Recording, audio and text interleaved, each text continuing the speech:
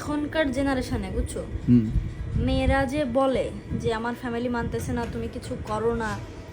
তুমি কি করো ভাই? তোমার সাথে আমার বাপ মা কেন বিয়ে দিচ্ছে? তুমি কি করো? তোমার ইনকাম সোর্স কি? এখন আমার কথা যে ইনকাম বলো, ছেলে কি করে না করে, এটা ডাজন্ট ম্যাটার। আমার কাছে মনে হয় যে দুজনে যদি ভালোবাসো, সেক্ষেত্রে মেয়ের সর্বপ্রথম ছেলের থেকে মেয়ের বেশি লড়তে হবে। কারণ ছেলের বাড়িতে কিন্তু প্রবলেম হয় না, বেশি প্রবলেম হয় হচ্ছে মেয়ের বাড়িতে। সো একটা মেয়ে যদি চায়, তাদের রিলেশন 100% পূর্ণতা পাবে। এটা আমি নিজে বলবো, কারণ আমি যেহেতু রিলেশন করে বিয়ে করছি, আমি জানি যে আসলে কি জিনিসগুলো ফেস করা লাগে। আসলে আমার কম কথা শুনি নাই অবশ্য বাড়ি থেকে, কিন্তু আমার মনে হয় আমার একটা কোশ্চেন ছিল, বলো। মানে তোমার যে ইয়েটা ছিল পরিচিত, যে তোমার গল্পটা বল, আসলে আমার মনে হয় যে একটা মানুষ চাইলেই তো মানে জোরকে বিয়ে দিতে পারে না।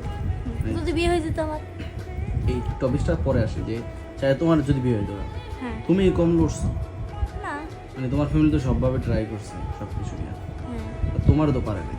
এখন ওই ভদ্র মহিলা যে তার হাজব্যান্ডকে তার প্রাক্তন প্রেমিকার কাছে বিয়ে দিয়ে দিছে, এত বড় একটা মেয়ে সন্তান থাকা সত্ত্বেও প্রাক্তনের কাছে বিয়ে দিয়ে দিছে। এখন আমি তো মনে করি ওই পুরুষের ক্যারেক্টার হিসেবে ট্রুলি, কারণ চাইলেই কাউকে জোর শোনো, করে বিয়ে কার দিতে পারে। ক্যারেক্টারের ঝামেলা না ঝামেলা, এই গল্পটা আমাকে একজন, গল্প না, এটা বাস্তব ঘটনা, একজন আমাকে বললো, সেটা আমি তোমার কাছে শেয়ার করলাম। হ্যাঁ, সেটাই বললাম। জিনিসটা দেখো, তোমার জন্য আমি মনে করি তোমাকে মানে এই যে আমাদের বিয়ের জন্য মানে কোনো দিকে খারাপ না, দূরত্বর কারণে সবভাবে ট্রাই করছে যে এই যে বিয়েটা না হোক, ধারে কাছে বিয়েটা হোক, যে একটা জিনিস হয়, তা সেক্ষেত্রে তো তারা তো ব্যর্থ, এই যে তারা কি মানছে না। আমি আমার জেদে বলছিলাম, আমি বলছিলাম যে আমি যদি জীবনে বিয়ে করি, আমি ওই মেয়েকে বিয়ে করবো। কিন্তু তোমার কি মনে হয় একটা মানুষ চাইলেই মানে জোরকে বিয়ে দিতে পারে?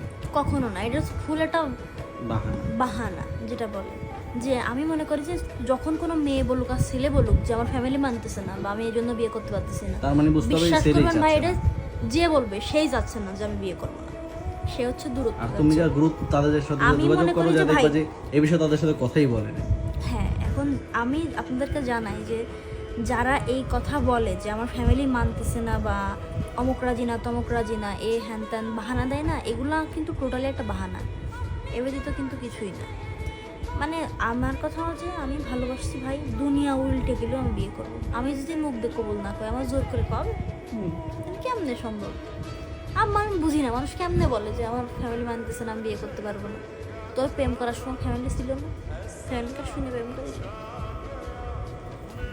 মামনি, দিন শেষে একটা কথা বলি, শুনেন। সমস্ত বাহানা শেষ, আপনাকে যে ভালোবাসে সে ভালোই বাসবে।